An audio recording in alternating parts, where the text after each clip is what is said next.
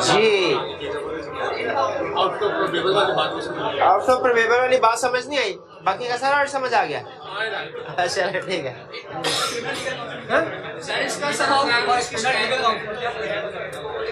एक मिनट, एक एक करके हैं, पहले मैं स्टार्ट कर लूं।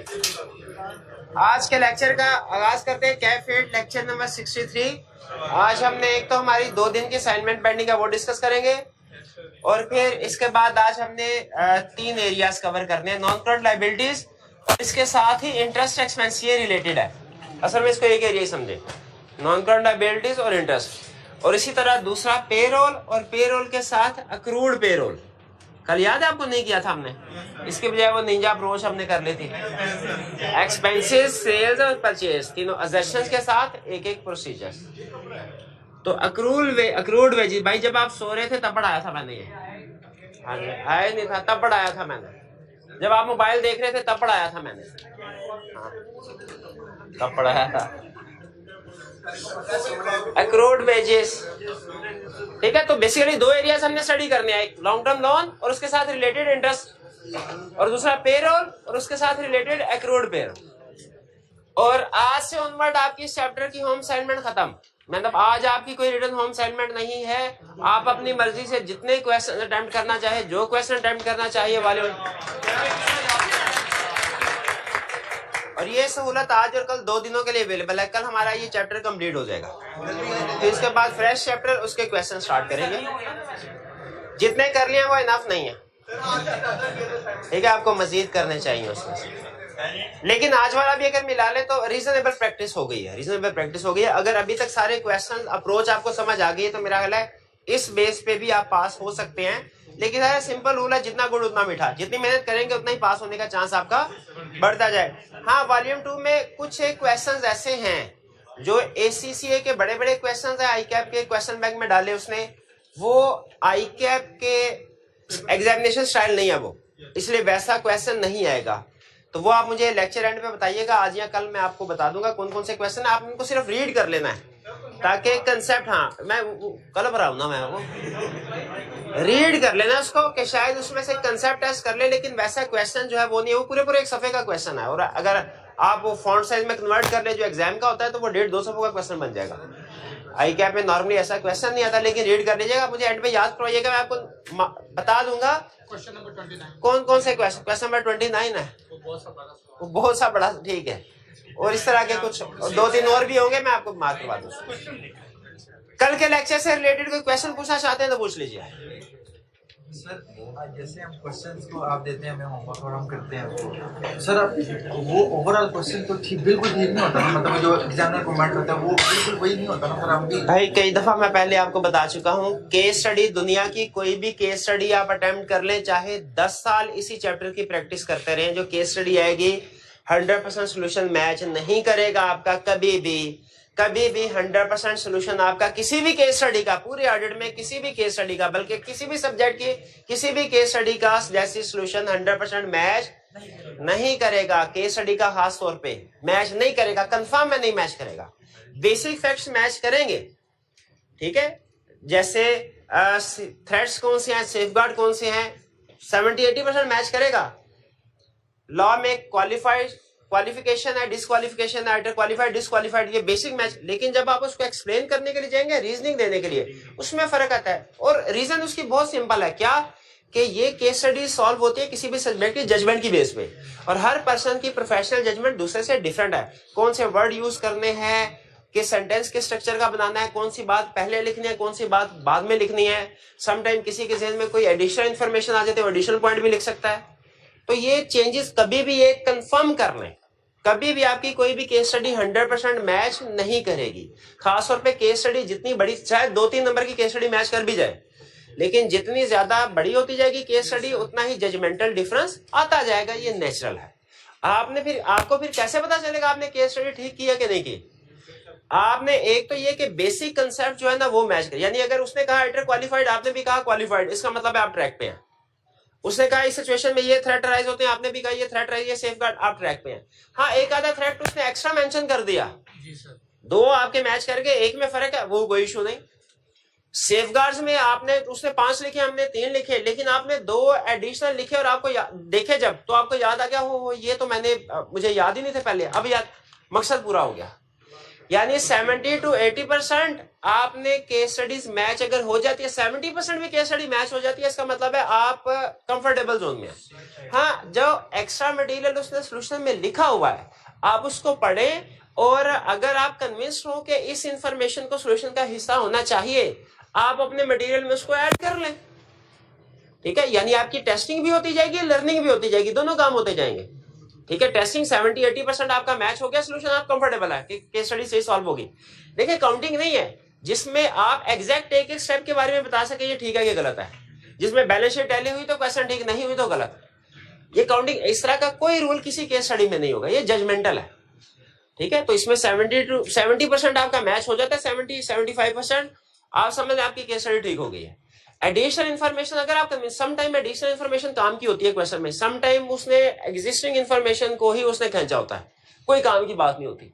तो ये आपने फिर खुद जज करना है। अगर आपको केस स्टडी सॉल्व करने के बाद उसमें कुछ 2-3 पॉइंट्स एडिशनल नजर आ रहे हैं और आप कन्विंस्ड होते हैं कि सोल्यूशन का हिस्सा होना चाहिए थे, उसको अपने मटेरियल में ऐड कर लें। 100% क्या 90% भी सॉल्व सेम नहीं होगी ये, और ये नेचुरल है, इसमें कोई फॉल्ट नहीं। ठीक है, इसमें बाज़ औक़ात ऐसा भी होता है कि आप हो सकता है कि ऐसा पॉइंट लिख दे जो एग्जामिनर के ज़हन में भी ना हो, सम टाइम ऐसा हो भी सकता है। ठीक है, बाज़ औक़ात केस स्टडी में कुछ स्टूडेंट ऐसे होते हैं उनके सोल्यूशन में ऐसा पॉइंट लिखा होता है जो हमारे ज़हन में भी नहीं आया होता, नेचुरल है। तो जजमेंट है, जजमेंट डिफरेंट हो सकती है, डिफरेंट होने का ये मतलब नहीं है कि वो गलत है। ठीक है जी, लेकिन याद रखें इसका ये मतलब भी नहीं है कि कंफर्म है ठीक है, गलत। कंसेप्ट रेलिवेंट होना चाहिए, बाकी डिफरेंस होना केस स्टडीज में नेचुरल है, हमेशा कुछ ना कुछ डिफरेंस जरूर होगा।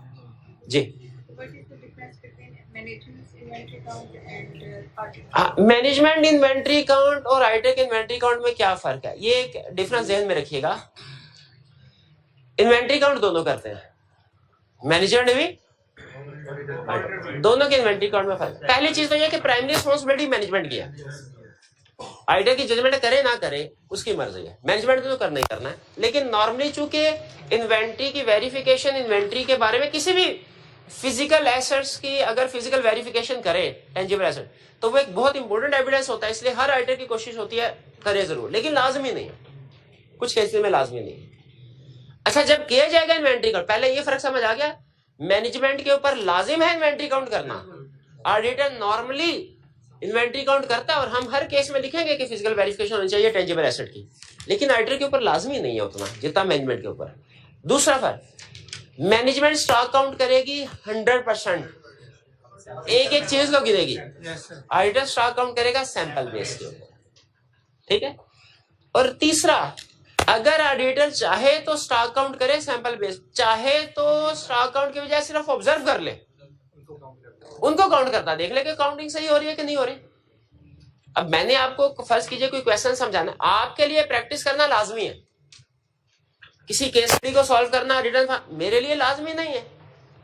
ठीक है, क्योंकि मेरा मकसद कुछ हो रहा है, आपका मकसद कुछ हो रहा है, आपने एग्जाम के लिए प्रिपेयर, मैंने नहीं होना। अब मैं आपको अगर समझाना है तो 2 तरीके हैं, एक तो ये कि किसी भी केस स्टडी को आपके सामने रख के इस तरह डिस्कस कर लो और खुद भी आपको बता दूं ये लाइन इस तरह लिखेगी, ये लाइन। दूसरा तरीका क्या है, इसमें मैं खुद भी काम कर रहा हूं। दूसरा तरीका क्या है, मैं आपसे कहूं कि आप केस स्टडी सॉल्व करें और मैं चेक करता रहूं कि आप सही सॉल्व कर रहे हैं कि नहीं, और जहां पे मुझे कमी बेशी नजर आए मैं आपको हाईलाइट करता रहूं। ये दूसरे वाला तरीका है जो आप काम कर रहे हो, ये ऑब्जर्वेशन है। और जब मैं खुद भी केस स्टडी सॉल्व कर रहा हूं आपके साथ, उसको डिस्कस कर रहा हूं, ये एक तरह से इंस्पेक्शन है। तो ऑडिटर के पास, अगर ऑडिटर याद रखें, पहला फैसला उसका क्या है, मैंने स्टॉक आउट करने जाना कि नहीं जाना। दूसरा फैसला क्या, अगर स्टॉक आउट करने जाना है तो मैंने सिर्फ ऑब्जर्वेशन करनी है कि इंस्पेक्शन करनी है। ऑब्जर्वेशन स्पेशल फर्क। अब टेक्निकल डिफरेंस सुने, ऑब्जर्वेशन करेगा तो इसे हम कहते हैं ये टेस्ट ऑफ कंट्रोल कर रहा है, और अगर खुद इंस्पेक्शन करेगा तो सब्सटेंटिव प्रोसीजर हो जाएगा। इसलिए आपने नोट किया कि इन्वेंट्री काउंट के कुछ सब्सटेंटिव प्रोसीजर हमने यहाँ पे लिख, कुछ प्रोसीजर यहाँ पे लिख, कुछ हमारे इंटरनल कंट्रोल वाले चैप्टर में से थे, और उसमें हम क्या कर, उसमें सिर्फ ऑब्जर्व कर रहे थे। अगर आपने केस स्टडी को क्रिटिकली देखा हो ना, तो उसमें वो ये नहीं कह रहा था कि ऑडिटर ये काम कर रहा है, उसमें क्लाइंट के बारे में कह रहा था, इन्वेंट्री वेयर हाउस की सुपरविजन में काम हो रहा है, वेयर हाउस मैनेजर की सुपरविजन में उन्होंने 2-2 टीम्स बनाई हैं, ठीक है, मार्क कर रहे हैं नहीं कर रहे, वो क्लाइंट का सिस्टम था, हम सिर्फ ऑब्जर्व करके उसमें से गलतियां निकाल रहे थे। तो ये डिफरेंस है ऑडिटर का स्टॉक अकाउंट में और क्लाइंट के स्टॉक अकाउंट।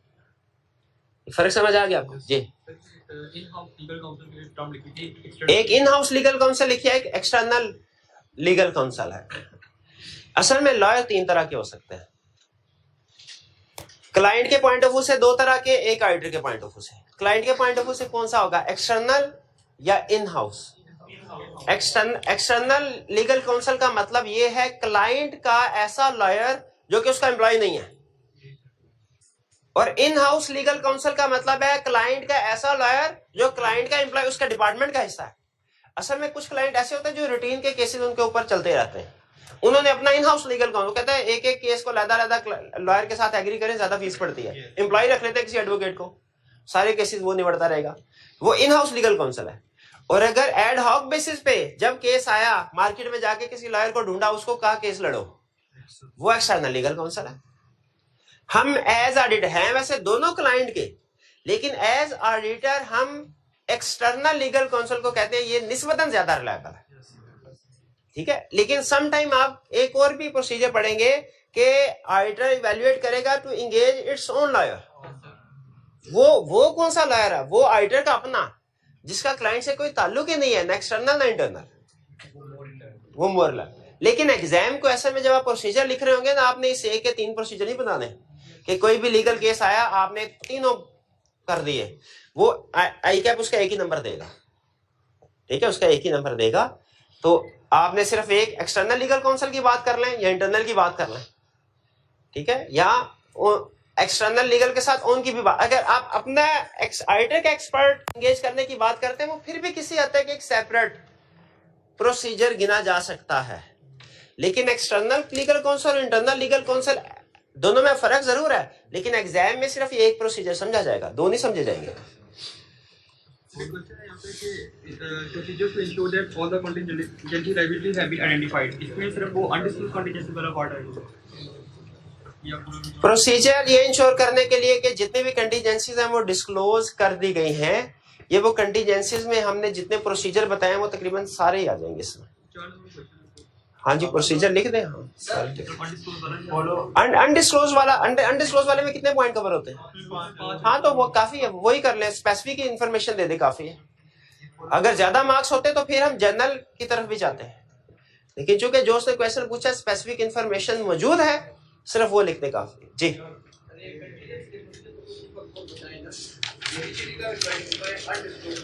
हाँ जी, कंटीजेंसीज में नीचे लिखा है टू आइडेंटिफाई अनडिस्क्लोज्ड कंटीजेंसी, क्योंकि कंटीजेंसी में रिस्क ये होता है, देखिए अगर आपकी कोई एसेट या लायबिलिटी मिसिंग होना, वो आपको फौरन पता चल जाएगी, आपकी बैलेंस शीट आउट हो जाएगी। लेकिन डिस्क्लोजर में से कोई चीज मिसिंग होना तो बैलेंस शीट आउट नहीं होती। इसीलिए वो कह रहे हैं कंटीजेंसी में अगर क्लाइंट ने कुछ ओमिट कर दिया तो वो ज्यादा रिस्की है, आपको पता नहीं, आप फिर कैसे इंश्योर करेंगे कि सारी की सारी कंटीजेंसी क्लाइंट ने इंक्लूड कर दी, इसके प्रोसीजर। हाँ जी, हमने ये देखना एग्जाम में उसने सिर्फ कंटीजेंसी की बात की है, सिर्फ कि उसके प्रोसीजर बताओ, सारे प्रोसीजर लिख देंगे। लेकिन अगर उसने कहा इंश्योर करो कंप्लीटनेस ऑफ कंटीजेंसीज, कि कंटीजेंसी सारी की कंप्लीटली डिस्क्लोज हो गया कि नहीं, तो वो स्पेसिफिकली कंप्लीटनेस के प्रोसीजर हमने लादा लिखे हुए हैं ना, वो देगा। हाँ जी, to ensure that to identify undisclosed contingencies, इसका मतलब क्या है कि जो रिगार्ड, ठीक है। इसी तरह की एक लाइन वो यूज करता है रिलेटेड पार्टी में, कि आप क्या प्रोसीजर परफॉर्म करेंगे to identify undisclose related party, वो भी तो डिस्क्लोजर में आते हैं ना, टू आइडेंटिफाई अनडिस्क्लोज रिलेटेड, उसका मतलब ही क्या होता है, कंप्लीटनेस ऑफ रिलेटेड पार्टी, ठीक है। अगर मैं आपसे पूछूं क्या प्रोसीजर परफॉर्म करेंगे to identify undisclosed related party, तो आप क्या प्रोसीजर बताएंगे? Sir procedure to ensure completeness of related parties. Follow up contingency का मतलब है लीगल केसेस है तो उनका सब्सिक्वेंट स्टेटस देखना क्या हुआ है, अभी भी चल रहा है या फैसला हो चुका है। पॉइंट लिखा आईएफएस से ये आईएफएस वाला पॉइंट भी अनडिस्क्लोज्ड में आएगा या जनरल में आएगा? अच्छा आप सुनिए, अच्छा एक स्टूडेंट ने कहा कि सर प्रोविजन और कंटीजेंसी में फर्क समझ नहीं आ रहा क्या है। किस वक्त क्या करना है, क्या आउटफ्लो है, क्या इनफ्लो है, क्या प्रोबेबल है, कुछ समझ नहीं आ रहा, तो कुछ समझने की जरूरत भी नहीं। आपके पूरे ऑडिट में प्रोविजन और कंटीजेंसी में कहीं पे भी, जहां पे भी ये कंसेप्ट टेस्ट हुआ है, कैलकुलेशन इन्वॉल्व नहीं है, कैलकुलेशंस आपने नहीं करनी। ऑडिट के पेपर में कहीं पे भी आपने किसी प्रोविजन या कंटीजेंसी को कैलकुलेट नहीं करना। इसलिए 80% काम तो हमारा निकल गया कि प्रोविजन कंटीजेंसी में फर्क क्या है, कोई एक ही समझे। असल में ऑडिट में वो टेस्ट करता है किसी ना किसी स्पेसिफिक एग्जांपल के जरिए से, और हमने प्रोसीजर बताने होते हैं उस एग्जांपल से स्पेसिफिक। वो हमें प्रोविजन में से मिले, प्रोविजन में से निकाल के फेंक देते हैं, वो हमें कंटीजेंसी में से मिले, कंटीजेंसी में निकाल के सोल्यूशन में इंक्लूड कर देते हैं। तो याद रखें, प्रोविजन और कंटीजेंसी का कंसेप्ट जब कभी वो ऑडिट में टेस्ट करेगा, आपसे प्रोसीजर पूछ रहा है, कैलकुलेशन कभी नहीं, कभी नहीं। पिछले 50 सालों के क्वेश्चन छान लें, कैलकुलेशन कभी नहीं पूछ रहा। क्या पूछ रहा है? प्रोसीजर्स। तो प्रोसीजर अगर तो हमें कहे प्रोविजन के एज इट इज बताओ, हमने एज इट इज बता याद किए, छाप देंगे। कंटीजेंसी के कहे एज इट इज, छाप देंगे। और अगर हमें केस देके कहता है लीगल केस है, इसके प्रोसीजर बताओ, तो फिर प्रोविजन कंटीजेंसी में जो भी हमें लग रहा होगा उस केस में जो भी एक प्रोसीजर अप्लाई हो, चाहे वो प्रोविजन में है चाहे कंटीजेंसी, उसे इंक्लूड कर देंगे। यानी ऑडिट में हमारा फोकस प्रोसीजर्स के ऊपर है, कैलकुलेशंस के ऊपर नहीं है, कैलकुलेशंस के ऊपर नहीं है, सिर्फ मटेरियलिटी की कैलकुलेशन। यही फर्क है ऑडिट और अकाउंटिंग। कंसेप्ट सेम अप्लाई हो रहा है अकाउंटिंग में भी ऑडिट में भी, अप्रोच फर्क है। अकाउंटिंग में हमेशा कैलकुलेशंस के ऊपर फोकस करेगा, ऑडिट में हमेशा प्रोसीजर्स के ऊपर फोकस करेगा। बेसिक कंसेप्ट आपको अगर सिर्फ इतना भी आता है ना कि अगर आउटफ्लो प्रोबेबल और मेजरेबल है तो प्रोविजन रिकॉर्ड करनी है, सिर्फ ये लाइन आपको आ गई, सिर्फ ये लाइन, हक अदा हो गया ऑडिट में। ये आते बस काफी है। सिर्फ ये क्या लाइन, आउटफ्लो प्रोबेबल और मेजरेबल हो तो प्रोविजन रिकॉर्ड करनी है, बस ये लाइन, इसके अलावा कुछ भी करने की जरूरत नहीं। ठीक है, ये काफी है इतना। अगर जिन स्टूडेंट के पास इससे ज्यादा नॉलेज है वो अच्छी बात है, लेकिन जिनको इतना समझ आ गया और वो ज्यादा नहीं समझना चाहते या उनको समझ नहीं आ रहा, तो इतना भी काफी है। और कोई क्वेश्चन? चलिए अब आते हैं पास्ट पेपर्स की तरफ, प्रैक्टिस की तरफ। अच्छा, आज का मैं पहले से बता दूं, डिस्कशन करने से पहले कुछ मैंने इसलिए प्लान किया ना, आपको इन चीजों का नहीं अंदाजा। एंड पे ना हमारे पास ये जो आज मैंने आपको नए एरिया समझाने ना, वो 10 मिनट चाहिए मुझे, 10 से 12 मिनट में वो कंप्लीट हो जाएगा। एंड पे आपने ये नहीं समझना कि लेक्चर का टाइम कम था तो सर ने जल्दी जल्दी निपटा दिया, वो मैंने पहले प्लानिंग करके क्वेश्चंस को इस तरीके, ठीक है। उस तरह ये भी नहीं आपने समझना कि आखिरी महीने में पहले तो सर एक एक कंसेप्ट को एक एक दिन में करवाते थे, अब आखिरी महीना अब एक लेक्चर में 2 कंसेप्ट करवा रहे हैं, 3 कंसेप्ट करवा रहे हैं। वो प्लानिंग है, प्लानिंग पहले की हुई है, ठीक है। नहीं ये बात, हाँ ये ऐसा थोड़ी था बिल्कुल। और हमने एक बार ठीक है, वो क्या कि कंपैरेटिवली जितना पिछले सेशंस में इस टाइम पे होते थे ना, तकरीबन 1.5 चैप्टर का फर्क है, 1.5 चैप्टर का फर्क, 1.5 चैप्टर पीछे हम, लेकिन उससे इंशाल्लाह डेडलाइन एक्सटेंड नहीं होगी। अच्छा, और उसकी रीजन भी आपको पता होनी चाहिए क्यों पीछे है, क्योंकि केस स्टडी की प्रैक्टिस जितनी हम अब कर रहे हैं ना, इतनी पहले नहीं करते, इतनी पहले। और ये भी वजह, अच्छा ये वजह नहीं है, मैंने छुट्टियां भी की है। कोई स्टूडेंट बता सकता है क्यों? मैंने कहा सर ये भी वजह लेट होने की, मैं छुट्टियां भी की। शाबाश, क्योंकि मैं हर सेशन में छुट्टियां करता हूं, इसलिए ये रीजन नहीं है। क्लाइंट बाज का आपको कहेगा सर, मैम पूछेंगे इतना ज्यादा वेरिएंस क्यों? सर इस दफा ईद पे बोनस दिया है ना। हम कहेंगे भाई पिछले साल ईद नहीं आई थी क्या? पिछले साल भी तो बोनस दिया था। तो ये वैलिड रीजन जस्टिफिकेशन नहीं है, ठीक है। तो बिल्कुल शाबाश, अच्छा एनालाइज किया। आगे चलते हैं। Question, which financial statement assertions are fulfilled through following audit procedure? आपने बताना है कौन कौन सी assertion वेरीफाई हो रही। ये आपका assertion वाला कंसेप्ट है। वैसे तो नॉर्मली वो assertions के लिहाज से स्पेसिफिकली प्रोसीजर नहीं पूछता, इसलिए अगर आपको सिर्फ assertions का रटा लगा हुआ है कि कौन कौन सी assertion होती है अकाउंट बैलेंस, क्लास और ट्रांजैक्शन की, लेकिन आप ये बताने के काबिल नहीं है कि इस प्रोसीजर से कौन सी assertion वेरीफाई हो रही है या इस assertion के लिए कौन सा प्रोसीजर होना चाहिए। अगर आप ये बताने के काबिल हैं बहुत अच्छे, नहीं काबिल तो फिर भी कोई प्रॉब्लम नहीं है, फिर भी प्रॉब्लम नहीं है। हाँ, आप असर्शन वाइज ना लिखें, डायरेक्ट सारे लिख दें, ठीक है, डायरेक्ट सारे प्रोसीजर लिख दें, असर्शन वाइज ना लिखें। प्रोसीजर तो आता है, ज्यादा से ज्यादा एक आधा नंबर काट लेगा असर्शन का, बाकी प्रोसीजर के नंबर।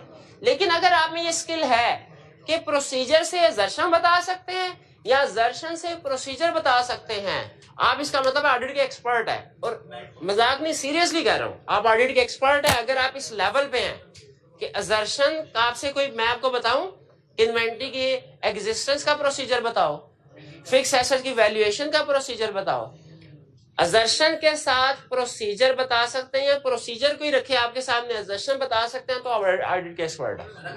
तो ये एक्सपर्ट का, हाँ, अगर थोड़ा बहुत बता तो वो भी एक्सपर्ट है।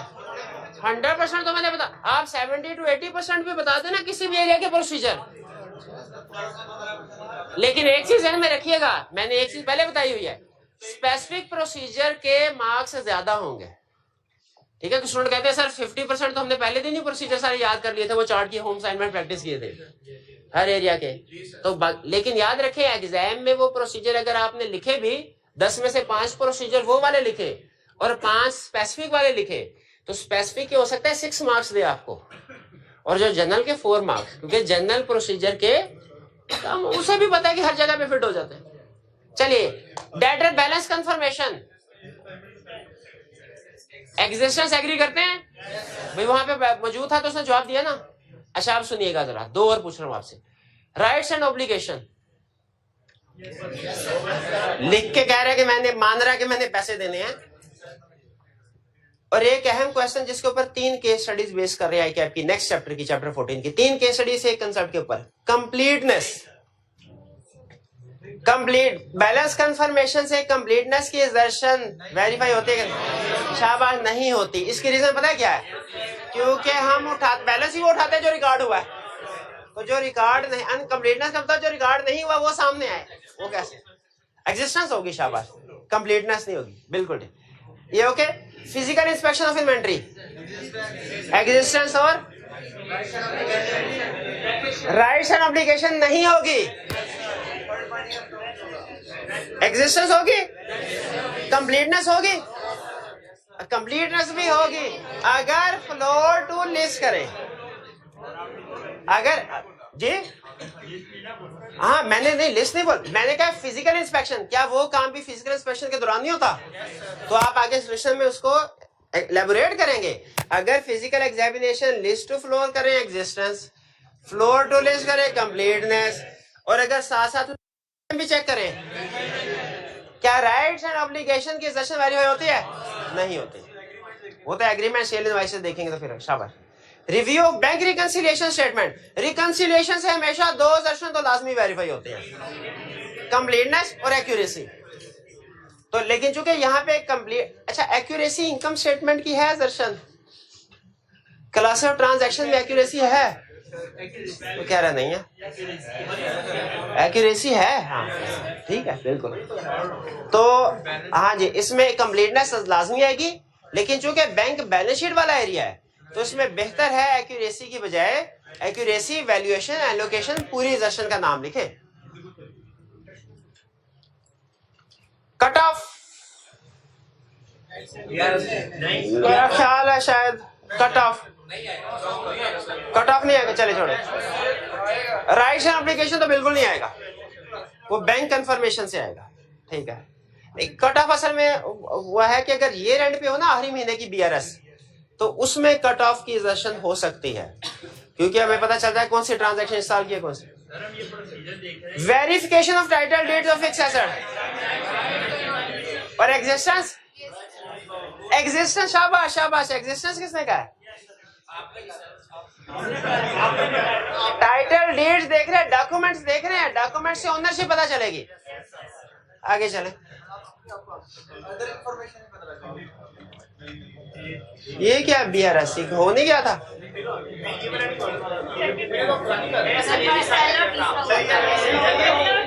पहला, अच्छा ये वाला रहता है ये, अच्छा वो H कंपनी वाला, ठीक है। सब्सटेंटिव प्रोसीजर बताने हैं। अच्छा, इम्पैक्ट ऑन रिपोर्ट नहीं पूछा। सिचुएशन ये है bank reconciliation, During the last year's audit of X Bank and Cash, significant cut-off errors were discovered with a number of post-year-end checks being processed prior to year. Year-end के बाद check मिले और उन्हें पहले process कर लिया. To reduce payable को कम करने के लिए. The finance director has assured that the audit engagement partner that this year error has not occurred again this, and that bank reconciliation has been carefully prepared. Audit engagement partner has asked that the bank reconciliation is comprehensively audited. अच्छा, यहाँ पे student कहने लगा sir इसमें तो कुछ भी नहीं करना. आपके ख्याल में क्या करना है? बीआरएस को वेरीफाई करना. तो स्टूडेंट कहने लगा सर नहीं आपकी इंग्लिश ठीक नहीं लग रही. उसने लिखा है बैंक रिकंसिलिएशन इज ऑडिट. तो ऑडिट हो चुकी है. ऑडिट हो चुकी है. ऑडिट इसका मतलब है ऑडिट करो. एंगेजमेंट पार्टनर क्या कह रहा है? बैंक रिकंसिलिएशन स्टेटमेंट ऑडिट करो. तो बीआरएस का ऑडिट, बीआरएस का प्रोसीजर बता देंगे. पहले बैलेंस,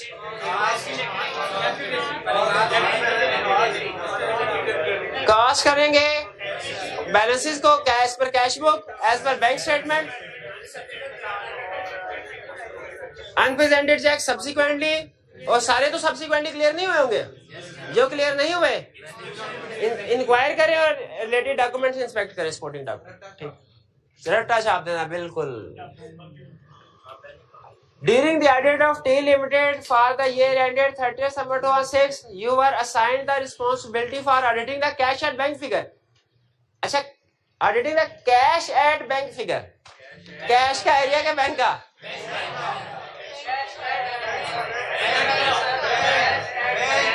कितने स्टूडेंट्स का ख्याल है कैश का एरिया? बैंक. अगर कैश है एंड बैंक लिखा होता ना तो हम कह सकते थे दोनों है. ये कैश एट वो वाला कैश जो बैंक में पड़ा हुआ है बैंक. तो ये बैंक बैलेंस है in the balance sheet. While checking, लेकिन आगे हो सकता है क्लियर कर दे. While checking the bank reconciliation discovered that receipts from customers listed as outstanding lodgements at the year end were cleared through the bank on 20 October 2006. तो 30 सितंबर को BRS बन रही है और आउटस्टैंडिंग लॉजमेंट्स का मतलब क्या है? Receipts from customer. कस्टमर से जो चेक रिसीव हुए थे अनक्रेडिटेड चेक है. अनप्रेजेंटेड तो नहीं ना.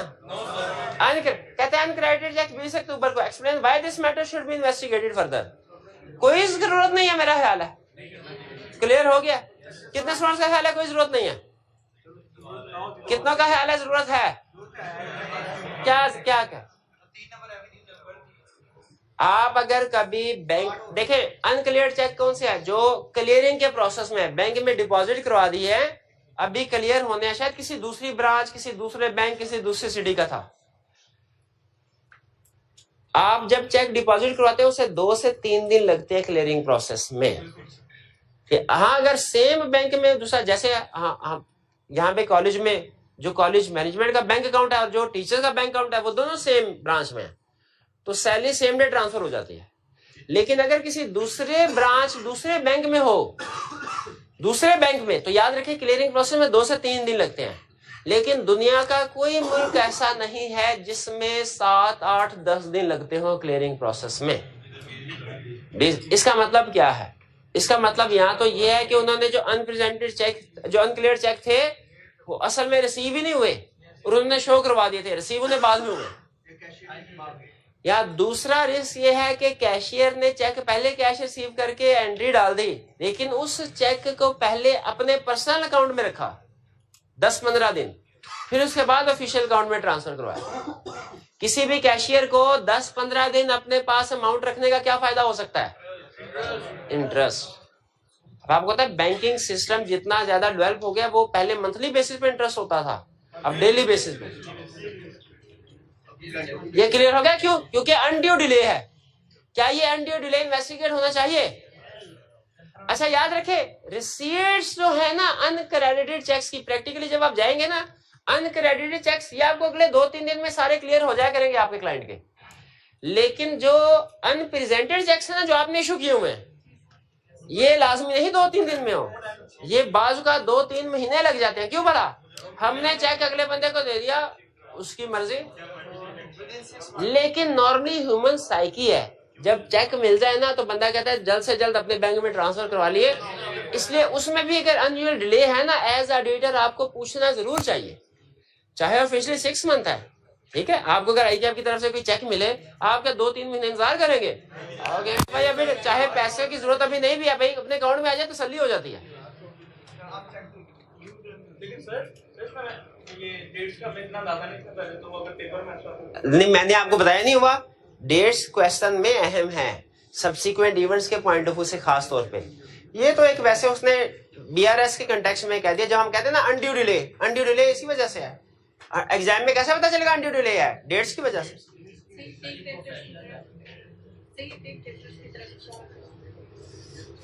फेक डेटर्स की तरफ नहीं, फेक डेटर्स की तरफ क्यों इशारा करेगा? नहीं, मेरा नहीं था। Explain the procedure to be followed in making a cash count for audit purpose. ये कल के लेक्चर में मैंने आपको बताया था, शायद परसों के। कैश काउंट के क्या प्रोसीजर? फौरन तलाशी नहीं दे देनी, पहले चेकिंग तो कर ले। ब्रांच मैनेजर पूछे किस लिए आया? आपके तलाशी देने के लिए आया।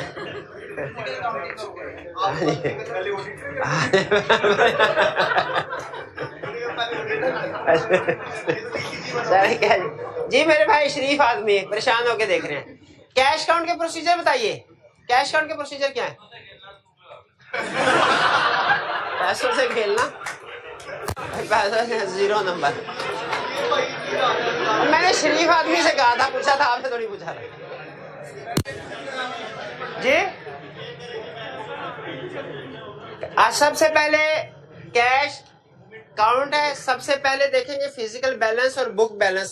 सबसे पहले फिजिकल काउंट किया, एक्नॉलेजमेंट ले ली क्लाइंट की, फिर उसके बाद फिजिकल बैलेंस बुक बैलेंस को रिकंसाइल किया।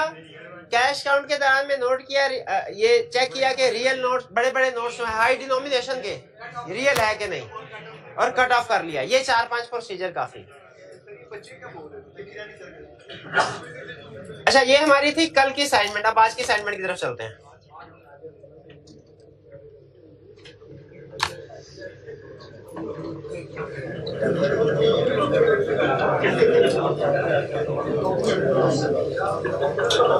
आज की असाइनमेंट में कुछ क्वेश्चंस डुप्लीकेट हो रहे हैं।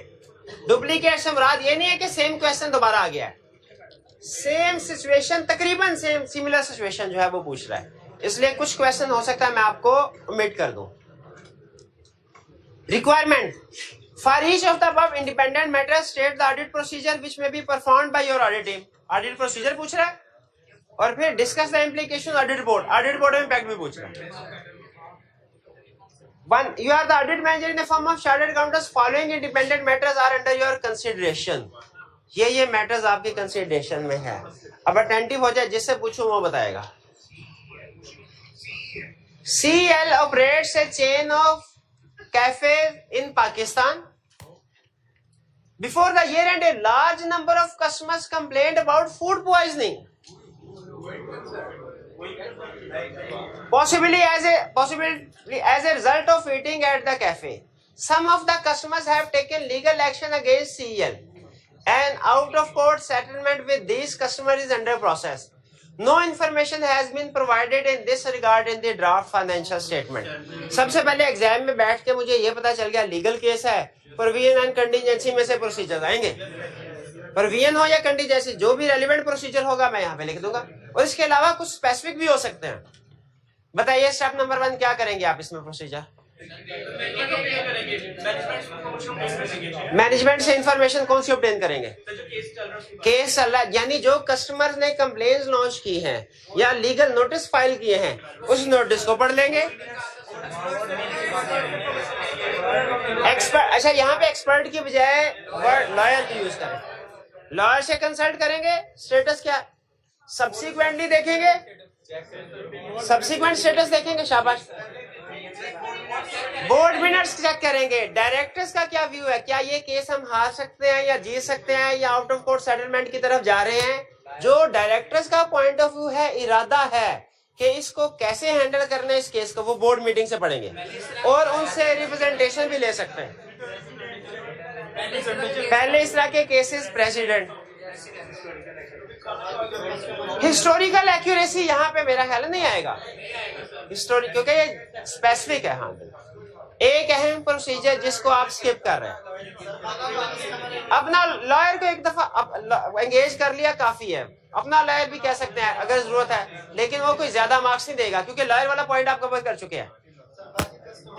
प्रैक्टिकली, हाँ प्रैक्टिकली एक अहम पॉइंट, क्या आपको इस कंपनी के इंटरनल कंट्रोल्स को जो फूड्स के ऊपर है, क्वालिटी कंट्रोल्स को इंस्पेक्ट करना चाहिए, देखना चाहिए कि इनका जहां पे किचन है फॉर एग्जांपल, वहां पे चूहे तो नहीं दौड़ रहे, काकरोच तो नहीं। हाँ, अगर उधर चूहे दौड़ रहे हैं, काकरोच उड़ रहे हैं, तो इसका मतलब है कंपनी केस हार जाएगी, क्योंकि हाँ जी बिल्कुल जी, हाँ शाबाश, ये भी अच्छा पॉइंट है कि अगर कोई फूड लेबोरेटरी जो है, पंजाब फूड अथॉरिटी है या कोई फूड लेबोरेटरी है, उसमें टेस्टिंग करवा सकते हैं बिल्कुल। और ऐसे एक और पॉइंट मेरे समझ में आया, पॉसिबिलिटी फॉर रेगुलेटरी, खा के नहीं देखेंगे, मर गए तो ऑडिट कौन करेगा? अगर कस्टमर सच्चे हुए तो ऑडिट कौन करेगा? ऑडिट तो अच्छा आप सुनिए, क्या रेगुलेटरी अथॉरिटीज की तरफ से कोई एक्शन लिया जा सकता है? बिल्कुल, हम देखेंगे पॉसिबिलिटी, वो भी कंसीडर करेंगे, उसकी भी पेनल्टी हो सकता है प्रोवाइड करनी पड़े। बिल्कुल ठीक है, काफी प्रोसीजर हो गए। कस्टमर रिस्पॉन्स, तो वो तो कस्टमर के साथ कॉरेस्पॉन्डेंस चेक कर लिया, स्टार्ट ही आपने पहला पॉइंट ही यहाँ से स्टार्ट करवाया, कस्टमर के साथ कॉरेस्पॉन्डेंस चेक नहीं कर ली, डायरेक्ट कस्टमर से कर सकते हैं वैसे, लेकिन वो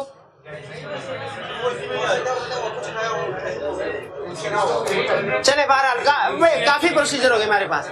इम्पैक्ट की तरफ चलते हैं। दो पॉसिबिलिटीज, अगर इसमें प्रोविजन रिकॉर्ड होनी, आउटफ्लो प्रोबेबल है, प्रोविजन रिकॉर्ड होनी चाहिए, प्रोविजन रिकॉर्ड कर ली, अगर तो नहीं की तो मिस स्टेटमेंट है, क्वालिफाइड या एडवर्स ओपिनियन, और अगर प्रोविजन या डिस्क्लोजर रिकॉर्ड कर लिया है, MCs of unmodified opinion plus MCs of matter, किस वजह से? Exceptional litigation. ये एमसीज ऑफ मैटर कितने स्टूडेंट के जेहन में आ गया था? शाबाश जी,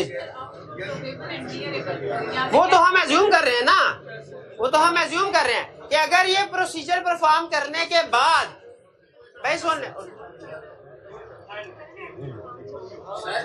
कह रहे, भाई थोड़ा सुन लीजिए, वो कह रहे हैं कि इसमें आउटफ्लो प्रोबेबल मेजरेबल तो उसने कहीं बताया ही नहीं है, सॉल्यूशन में इसका जिक्र क्यों कर रहे हैं?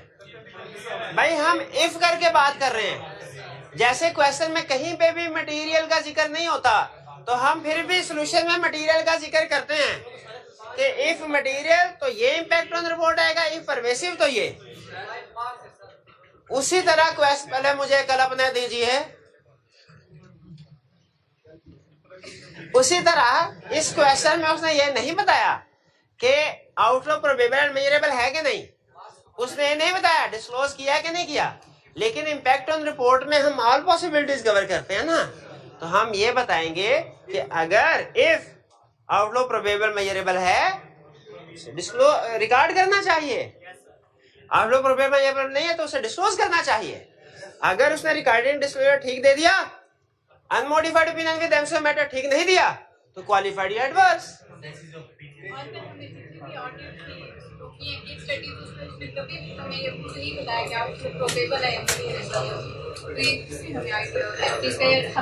जब भी लीगल केस होगा ना, जब भी लीगल केस, तो उसमें आपने बताना है उसको, अगर उसने नहीं बताया वाकई प्रोविजन रिकॉर्ड की है कि नहीं की, डिस्क्लोज किया कि नहीं किया, तो हमें दोनों सिचुएशन बतानी होती है कि अगर आउटफ्लो प्रोबेबल मेजरेबल है, प्रोविजन रिकॉर्ड कर ली तो क्या करना है, रिकॉर्ड नहीं की तो क्या करना है, और मार्क्स भी ज्यादा इंपैक्ट ऑन रिपोर्ट किया। जी बिल्कुल, आगे चलते। अच्छा ये मुझे बताइए, क्या ये क्वेश्चन हमें डिस्कस करने की जरूरत है? अगर नहीं है तो क्यों नहीं है, अगर है तो क्यों, ये बताना। पहले क्वेश्चन पढ़ लें। कह रहा है for each of the above state the audit procedure बताओ और इम्पैक्ट ऑन रिक्वायरमेंट, तो वही छापा मारी उसमें। You are the manager responsible for audit of private OPL for the year end 30 December 2020. Following issues have been brought to your notice by your audit team. A competitor has alleged that OPL has infringed its patent rights and has taken legal action for damages of rupees 500 million. OPL's independent legal advisor is of the view that no estimates can be made about the outcome of case at this point of time. अच्छा, अब solution में आपने ये नहीं कहना कि client के legal council को अब सोल्यूशन में अपना, क्योंकि क्लाइंट का पॉइंट ऑफ व्यू से बता दिया। No provision has been made, हमने कहा सर कभी नहीं बताता, उसने बता दिया। No provision has been made for the possible loss but however OPL intends to fully disclose it in notes of the financial statement.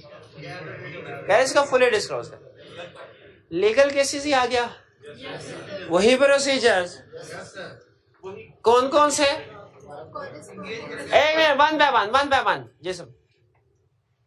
पहला प्रोसीजर क्या आप एज ऑडिटर परफॉर्म करेंगे? इन अपना लॉयर जो है उसे एंगेज करेंगे, मैनेजमेंट से डिस्कस करेंगे, उनके बोर्ड मिनट्स को देखेंगे कि उनका इस केस को कैसे डील करने जा रहे हैं और उसकी रिटन रिप्रेजेंटेशन ले लेंगे। शाबाश। सब्सिक्वेंट स्टेटस देखेंगे और प्रॉफिट दिया हुआ मटेरियलिटी भी कैलकुलेट करेंगे। ये तो बोनस मिल गया, बोनस। और अपना लॉयर हो गया, एंगेज कर लिया अपना लॉयर। रिटन रिप्रेजेंटेशन भी ले, जब बोर्ड मिनट इंस्पेक्ट किए तो उनको कंफर्म करने के लिए रिटन रिप्रेजेंटेशन भी ले। ये भी 2 पॉइंट हो चुके हैं। प्रेसिडेंट, लीगल प्रेसिडेंट, ये भी अच्छा पॉइंट था। एक और बिजनेस प्रेस नहीं। अच्छा, यहाँ पे आपकी हमेशा प्रैक्टिस में जैसे काम करते हैं ना वैसे ही सोच रहे हैं। आपने हर काम कह दिया, वो चीज पढ़ लेंगे, वो देख लेंगे, उसको कर ले, खुद से काम करने की बात नहीं की। क्या हमें ये जो नोटिस है इसको खुद भी पढ़ना चाहिए कि नहीं पढ़ना चाहिए? किस बेसिस के ऊपर एक्शन लिया गया? Lawyer, no doubt lawyer deal कर रहा है, लेकिन हमें खुद भी तो देखना है, खुद भी पढ़ना चाहिए क्या मसला है। अल्टीमेट डिसीजन तो हमने करना है ना। तो क्या हमें ये जो कंपैरेटर का लीगल नोटिस पढ़ना चाहिए कि नहीं पढ़ना चाहिए? बिल्कुल। और एक और पॉइंट, अब ये प्रैक्टिकल बता रहा हूं। हमने जब 500 मिलियन से किसी से बाय किया होगा, लाइसेंसिंग टर्म्स एंड कंडीशन जो है वो कॉन्ट्रैक्ट भी पढ़ना चाहिए। हाँ जी, कि उसके पास भी लीगल, बात ऐसा होता है कि कॉपी करके कोई हमें कॉपी भेज जाता है वो लाइसेंस, तो हम देखेंगे सोर्स जिसके साथ ये बाइंग का एग्रीमेंट हुआ है उसका स्टेटस क्या है। प्रोसीजर समझ आ गए? इम्प्लीकेशन रिपोर्ट, लीगल केस है तो फिर वही। अब बताइए आप, अगर अब इसमें उसने प्रोविजन रिकॉर्ड नहीं की उसने, अगर हमारे प्रोसीजर परफॉर्म करके हमें लगता है प्रोविजन रिकॉर्ड होनी चाहिए तो फिर मिस स्टेटमेंट है, क्वालिफाइड और एडवर्स। ओके। और अगर प्रोसीजर परफॉर्म करके पता चलता है कि कोई प्रोविजन की जरूरत नहीं है, अब क्या होगा? एम्फेसिस ऑफ मैटर आएगा। क्यों? अनमोडिफाइड डिस्क्लोज किया हुआ है। क्लियर? आगे चलते हैं। सॉरी, मिस स्टेटमेंट मैंने शायद दोनों एक, क्योंकि उसने प्रॉफिट दिया हुआ। हाँ, ये एडवर्स आएगा। हाँ, 5 तो एसएलसी फिगर नहीं दी।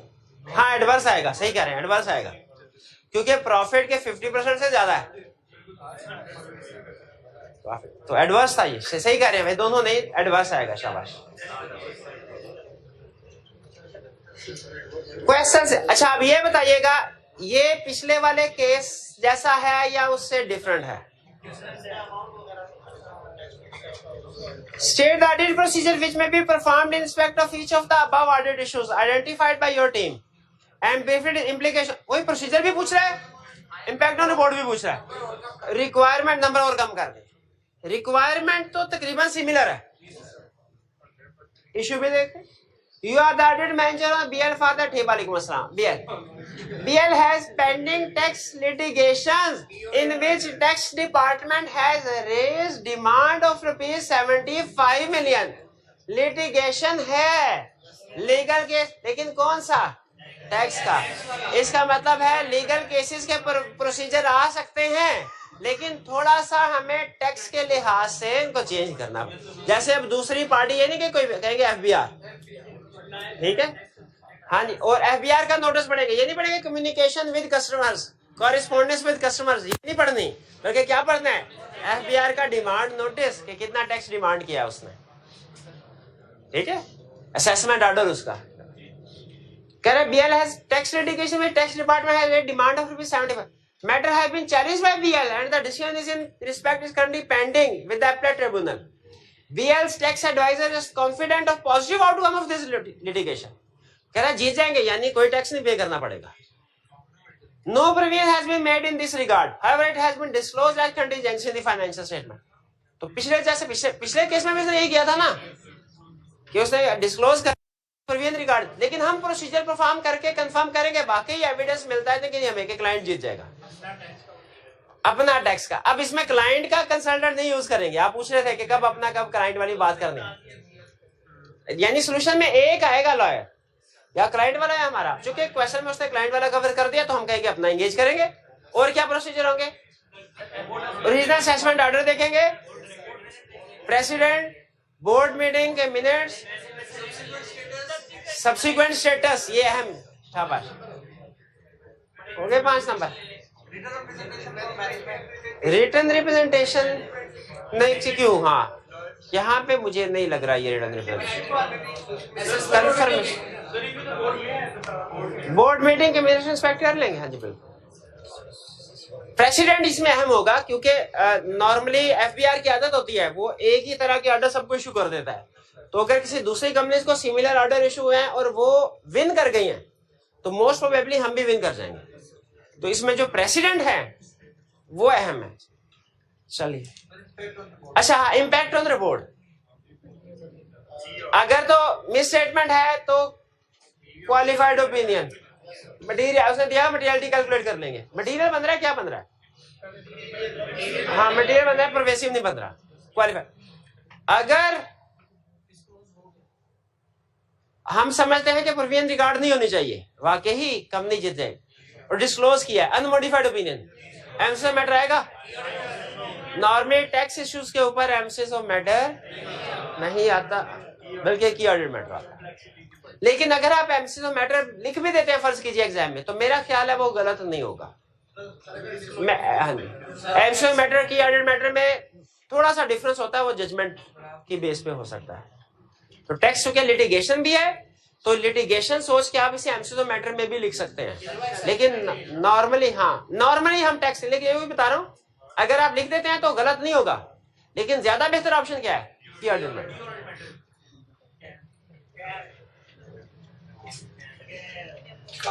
PL is a key supplier of raw material to ZL। अच्छा, अब इसमें भी कहानी वही है कि ब्रीच ऑफ कॉन्ट्रैक्ट हुआ है और वो आउट ऑफ कोर्ट सेटलमेंट के लिए जा रहा है और उम्मीद है कि 50% पे बात बन जाएगी। तो ये भी लीगल केस ही है, लीगल के। लेकिन इसमें आपने कॉन्ट्रैक्ट को पढ़ना नहीं भूलना, जिसकी ब्रीच हो पता चले बाकी उसमें क्या है। और बाज़ ये भी होता है, कॉन्ट्रैक्ट में लिखा होता है अगर डैमेजेस ये होंगे, अगर डैमेजेस लिखा हुआ है और डैमेजेस कम है, डैमेजेस कम, तो हम उसे कहेंगे भाई हम अपनी गलती मानते हैं, ये लो डैमेज जो एग्री हुए थे ये पकड़ो। तो हमें कॉन्ट्रैक्ट पढ़ना भी जरूरी है, उसमें डैमेजेस की क्लास एग्री हुई है नहीं हुई, क्या अमाउंट एग्री हुई है वो भी देखना है। पीएल ने फाइल किया, हम ऑडिटर किसके हैं, ZL के। खर्चा ज्यादा, अगर डैमेजेस की अमाउंट ज्यादा है, जो उसने क्लेम किया वो कम है, तो हम क्लेम की तरफ जाएंगे। अगर डैमेजेस की कम है क्लेम, वो तो हम देखेंगे ना हमारे क्लाइंट के लिए कौन सा मोस्ट बेनिफिशियल है, वो रिकमेंड करेंगे। फेवरेबल, क्लियर हुआ ये लिटिगेशन वाले पॉइंट है। ये भी लीगल क्लेम है। आप जब प्रोसीजर पढ़ेंगे ना तो तकरीबन वही होंगे, रिपीट हो रहे हैं। ये भी लीगल केस है। इसका मतलब ये हुआ प्रोविजंस एंड कंटीजेंसीज में से एग्जांपल्स तो बहुत ज्यादा है, लेकिन सबसे अहम लीगल केस वाली लीगल केस वाली सब इसके प्रोसीजर बार बार पढ़ लें, इम्पोर्टेंट। एक वारंटी वाला भी था शायद, वारंटी वाला अच्छा कंसेप्ट था कि वारंटी को कैसे, ये वाला 20 इसके प्रोसीजर रीड कर लीजिएगा। कोई इशू हो तो कल पूछ, बाकी कल क्या डिस्कस करना, हो गए प्रोसीजर पढ़ लीजिएगा। कोई कमी पेशी हुई तो कल कर लेंगे डिस्कस, कल डिस्कस।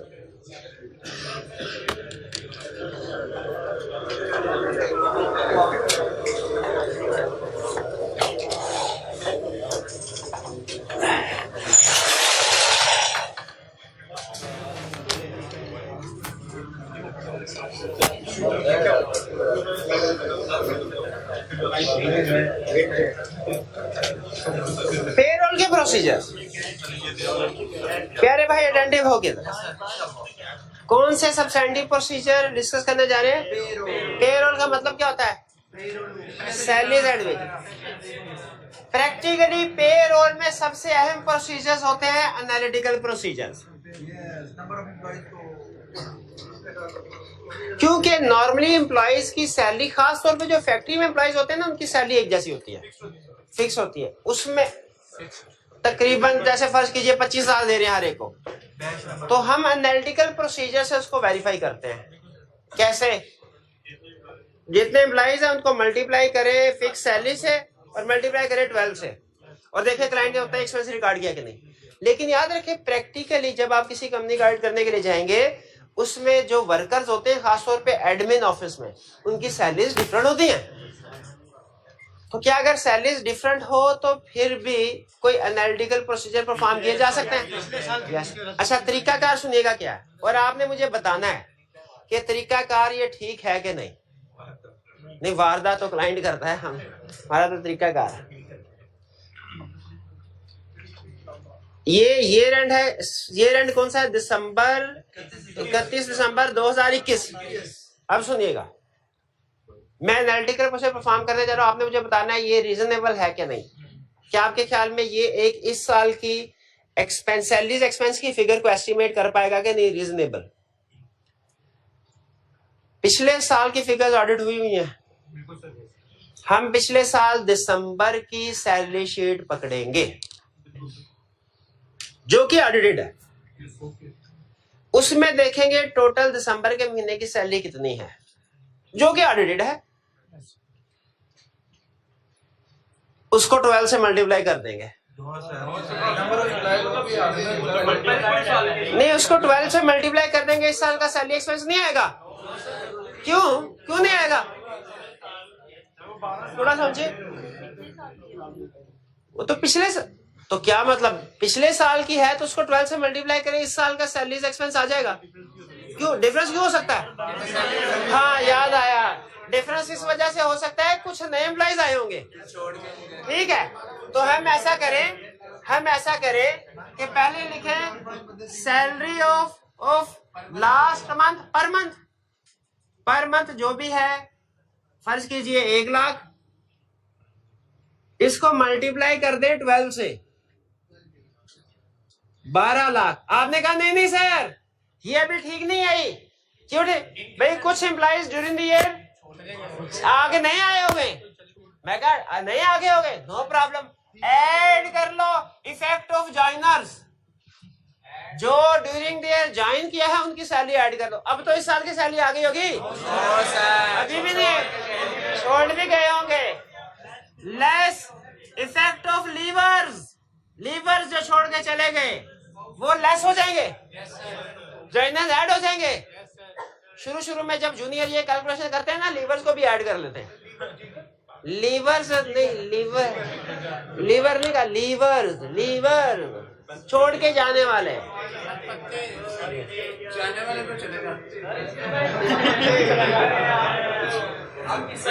क्या अब इस साल का सैलरी एक्सपेंस पूरा अभी भी अब क्या इंक्रीमेंट? हाँ जी, एड इफेक्ट ऑफ बोनस या इंक्रीमेंट वो भी ऐड किया, अब तो हो गया। एडवांस लेते हैं, वो लगा इसको ना हो सच में खुदा का होकर यार, ये नाम मेरा और गुस्सा अपना निकाला था। अच्छा वैसे मुझे पता नहीं था मेरे इतने फरमाबरदार है। एक काम आपको और कहूंगा मैं,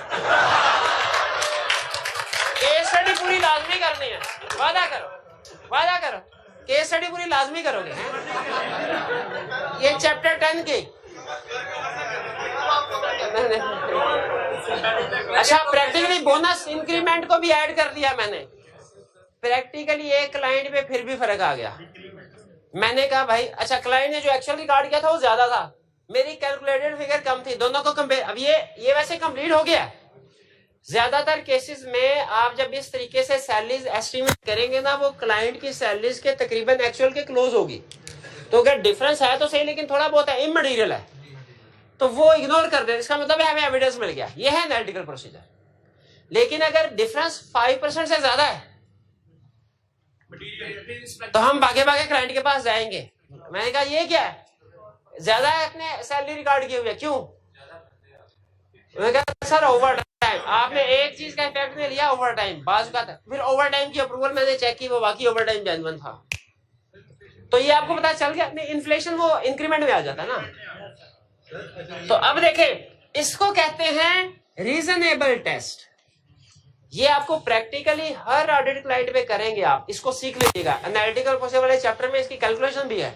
अब एनालिटिकल प्रोसीजर भी कवर हो गया, चैप्टर 15 कैलकुलेशन पे पूरा चैप्टर नहीं, उसकी केस स्टडी सारी कवर हो गई। अच्छा एनालिटिकल प्रोसीजर में क्या करें? अच्छा मुझे बता सकते हैं दोनों में क्या फर्क? एक में कह रहे हैं कंपेयर विद लास्ट ईयर, इस साल के सैलरीज को पिछले साल के साथ कंपेयर करें। हाँ उसमें डायरेक्ट कंपेयर किया होगा कि कितना चेंज। फिर रीजनेबल टेस्ट, ये जॉइनर लेवल का इफेक्ट डाल, ये ज्यादा बेहतर है। ये असल में ये भी एनालिटिकल प्रोसीजर है, ये भी एनालिटिकल प्रोसीजर है। ये रिस्क असेसमेंट है, ये सब्सटेंटिव है। बहरहाल चले, ये बात आपको समझ नहीं आएगी, इसको छोड़े। मंथ वाइज कंपेयर करें, किसी महीने में अनयूजुअल इंक्रीज तो नहीं है सैलरी का।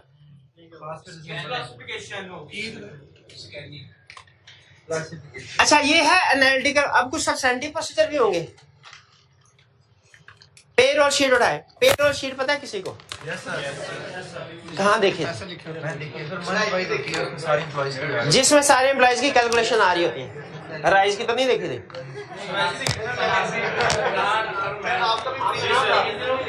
पेरोल शीट बेसिकली हर कंपनी बनाती है एक पेज, जिसके ऊपर सारे एम्प्लॉइज की लेफ्ट साइड पे एम्प्लॉइज आ रहे होते हैं, list, employee number 1 2 3 4। Right side पे उसकी कैलकुलेशन होती है, वो आपने टैक्स में की होगी, बेसिक पे, फिर ऐड अलाउंसेस, फिर ऐड होता है, फिर आता है ग्रॉस सैलरी, फिर ओवरटाइम ऐड होके ग्रॉस सैलरी, फिर उसके बाद टैक्स डिडक्शन होती है, लोन वगैरह की डिडक्शन होती है, एंड पे नेट सैलरी जो अकाउंट में ट्रांसफर होती है। ये है हमारे कैलकुलेशन। सबसे कह रहा है जिस तरह बैंक के एरिया में सबसे अहम डॉक्यूमेंट बीआरएस थी और बैंक उसको वेरीफाई किया था, इनमें पेरोल शीट है।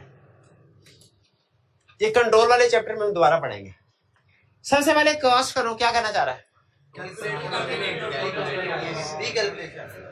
रिकैलकुलेशन का मतलब क्या है? सैंपल बेस पे कुछ एम्प्लॉइज पकड़ो और उनकी कैलकुलेशन चेक करो, अलाउंसेस वगैरह 10% 15% सही लगे कि नहीं, टैक्स की डिडक्शन सही हो रही कि नहीं हो रही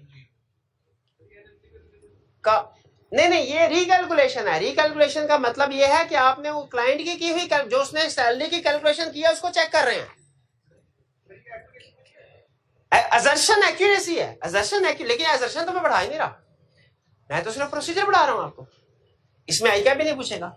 ग्रॉस पे की डिडक्शन की, नेट पे की कैलकुलेशन चेक कर। नए स्टाफ जेन्युइन है कि नहीं कैसे पता चलेगा? हो सकता है किसी फेक एम्प्लॉय को ऐड करके पैसे ले रहे हो क्या? फिजिकली एम्प्लॉय को अच्छा ये प्रोसीजर परफॉर्म करते हैं, उसको आईडी कार्ड के साथ कंपेयर करते हैं, चेक करते हैं।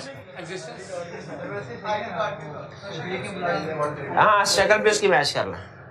चेक वेदर एम्प्लॉय, यही है, ये फिजिकल वेरिफिकेशन। आप मजाक समझ रहे थे।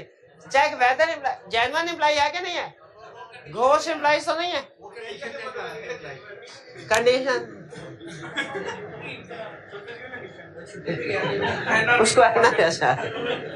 चल छुट्टी पे गया हो तो दूसरे दिन तो आ जाएगा, उस दिन चेक कर लीजिएगा उसको।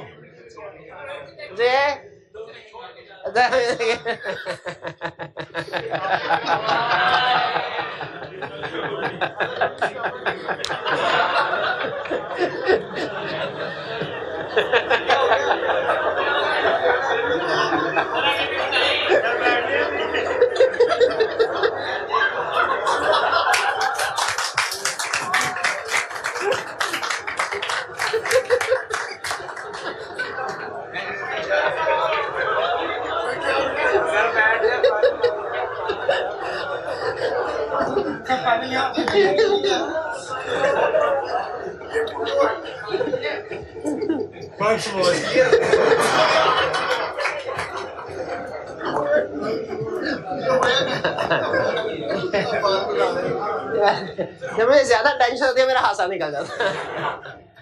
और एक तो मैंने मटेरियल ज्यादा करवाना है, दूसरा मेरा टाइम कम है, और ऊपर में केस स्टडी के पॉइंट में क्या 2 महीने की छुट्टी पे चला जाए, फिर क्या करेंगे?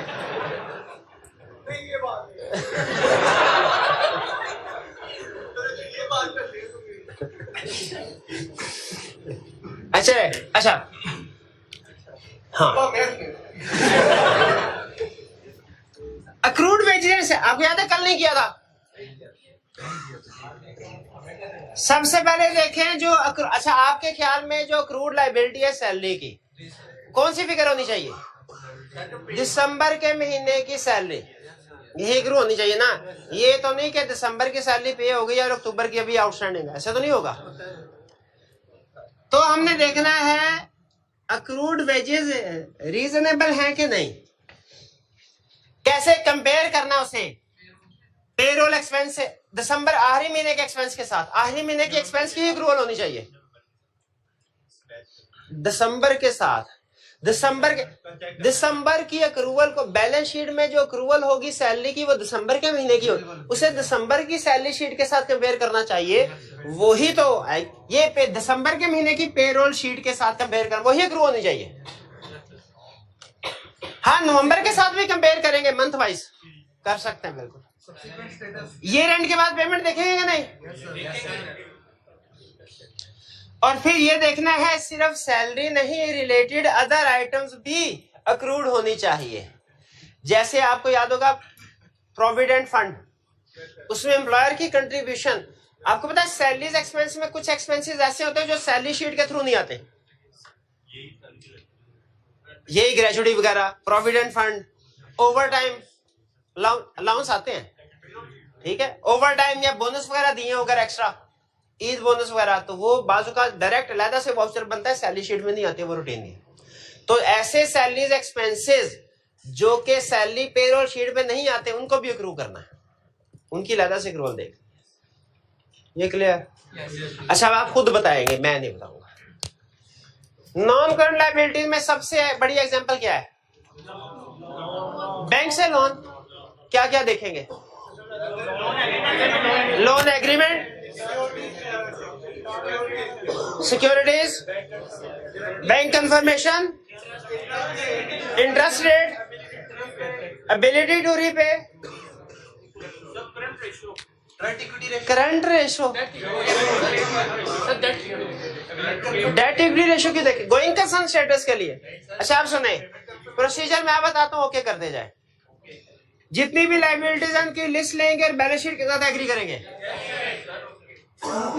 शेड्यूल ऑब्टेन करेंगे मूवमेंट ड्यूरिंग द ईयर का। ये होता क्या है? शेड्यूल होता क्या है? जिस तरह फिक्स ऐसे शेड्यूल होता है ना, उस तरह लोन का भी शेड्यूल होता है। एमसीबी यहां पे लिखा होता है बैंक, एमसीबी, एबीएल। यहां पे आप देखें, जरा गौर से देखें मूवमेंट कैसे बनती है, ताकि आपको पता चल जाए इसकी वेरिफिकेशन के प्रोसीजर। इधर लिखा होगा ओपनिंग बैलेंस, इधर लिखा होगा एडिशन, इधर लिखा होगा रीपेमेंट, और इधर closing. Opening balance last year के साथ मैच कर जाएगा। जो ड्यूरिंग ईयर एडिशंस है, न्यू बोरोइंग, एग्रीमेंट चेक और अप्रूवल भी चेक करेंगे। फिक्स एसेट में भी चेक करते थे ना, जो रीपेमेंट हो गई है बैंक से चेक कर लेंगे, क्लोजिंग बैलेंस है कंफर्मेशन लेटर सेंड कर देंगे, ये आपका एरिया खत्म हो गया तकरीबन। लिस्ट लेके एग्री कर लिया,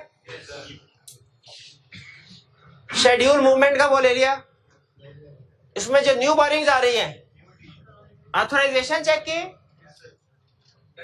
कैश बैंक स्टेटमेंट में चेक कर लिया कैश है कि नहीं, और फिर चेक किया compliance with statutory requirement, legal requirement पूरी हुई कि आपने अगर लॉ सीला पढ़ा कंपनी लॉ तो आपको पढ़ा होगा कि जब कभी कोई कंपनी लोन लेती है उसका चार्ज रजिस्टर करवाना होता है, ठीक है, चार्ज उसका रजिस्टर करवाना होता है, तो ये वो स्टैट्यूटरी रिक्वायरमेंट वो है।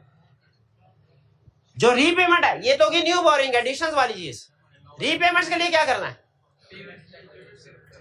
पेमेंट कैश बुक या बैंक स्टेटमेंट से निकल गई है उस पार्टी के रिकॉर्ड, और एक्नॉलेजमेंट कंफर्म करेंगे उस पार्टी से उसने रिसीव कर लिया कि नहीं किया। ये ना यहाँ के बैंक अकाउंट से निकल गए और एम्प्लॉय भी प्रूव हो गया, अब यहां से पैसे तो निकल गए, कैश बैंक स्टेटमेंट से पैसे तो निकल गए, अब उस पार्टी तक पहुंचे हैं कि नहीं जिसको पेमेंट करनी है, कैसे पता चलेगा, एक्नॉलेजमेंट। अच्छा, ये वो एक्नॉलेजमेंट है जो लैंडर ने हमारे क्लाइंट को दी होगी, हम अलहदा से कंफर्मेशन भी सेंड करेंगे। ये एक तरह से काउंट, हाँ जी बिल्कुल, कि पैसे मिल गया कि नहीं, आपका बैलेंस क्या है इस वक्त, ये मोर रिलायबल होगा शाबाश एक्नॉलेजमेंट, क्योंकि एक्नॉलेजमेंट हमें क्लाइंट दे रहा होगा कि सर ये उस पार्टी ने रिसीविंग दी थी, लेकिन हम डायरेक्ट कंफर्मेशन भी ले। हाँ, ये प्रोसीजर भी, ये इंस्पेक्शन ऑफ क्लाइंट डॉक्यूमेंट्स है। Inquiry and test compliance with covenant. Covenant क्या है, लोन एग्रीमेंट में क्या कोई टर्म्स एंड कंडीशन तय पाती हैं, डेट कोविनेंट्स। वो कह रहे हैं उनको पढ़ो, पूछो और चेक करो कि कंप्लाई हो रही है कि नहीं। क्यों करें चेक, इसलिए कि अगर उसकी वायलेशन की ना, दो में से एक बात होगी, या तो कोई पेनल्टी, छोटा मोटा मसला हुआ तो पेनल्टी पे करनी पड़ेगी, उसकी प्रोविजन रिगार्ड करवानी है, बड़ा मसला हुआ तो इमीडिएटली सारा लोन रीपे करना होगा, और अगर पैसे नहीं होते नॉर्मली तो गोइंग कंसर्न का इशू आ सकता है। चेक इंटरेस्ट की कैलकुलेशन, भाई लॉन्ग टर्म लोन में इंटरेस्ट की कैलकुलेशन देखनी चाहिए। कैसे पता चलेगा इंटरेस्ट रेट कौन सा है, एग्रीमेंट से। तो बताइए आप कैसे वेरीफाई करेंगे इंटरेस्ट एक्सपेंस को, अब इसी को हम डिटेल में करने जा रहे हैं। एनालिटिकल प्रोसीजर परफॉर्म करेंगे, वो कैसे होगा, बहुत ही आसान। पहले लोन एग्रीमेंट पढ़ लो ताकि आपको टर्म्स एंड कंडीशन और रेट ऑफ इंटरेस्ट पता चल जाए। प्रिंसिपल पे रेट लगा दो और टाइम से मल्टीप्लाई कर दो।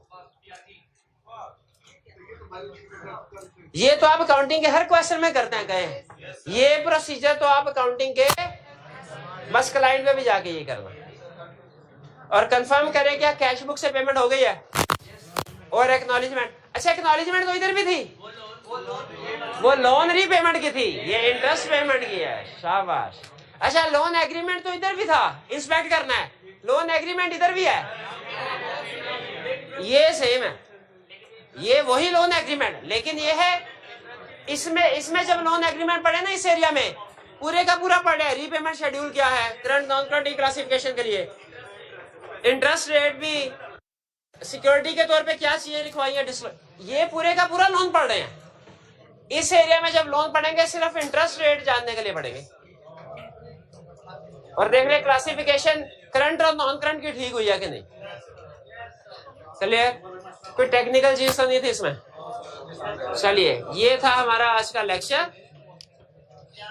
असाइनमेंट कोई नहीं है, बस आपकी जो पिछले की पेंडिंग असाइनमेंट्स है उन्हीं को कंप्लीट करें, और अपनी मर्जी से जो मजीद होम असाइनमेंट करना चाहते हैं वो कर लें।